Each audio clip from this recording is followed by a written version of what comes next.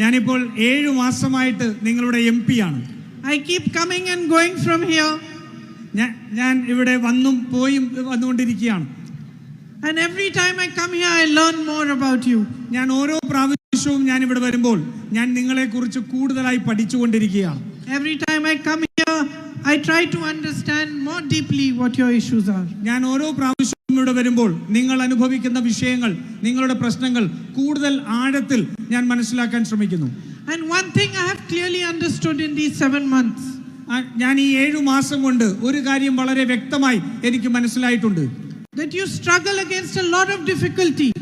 നിങ്ങൾ ഒട്ടേറെ വിഷമതകൾക്കെതിരെ, നിങ്ങൾ വെല്ലുവിളികൾക്കെതിരെ പൊരുതിയാണ് നിങ്ങൾ നിൽക്കുന്നത്. To build better futures for yourselves. നിങ്ങളുടെ നല്ലൊരു ഭാവി നിങ്ങൾക്കുണ്ടാകുന്നതിന് വേണ്ടിയാണ് നിങ്ങൾ ആ പോരാട്ടം നടത്തുന്നത്. You make huge sacrifices. നിങ്ങൾ വലിയ ത്യാഗങ്ങൾ ചെയ്യുന്നു. To educate your children.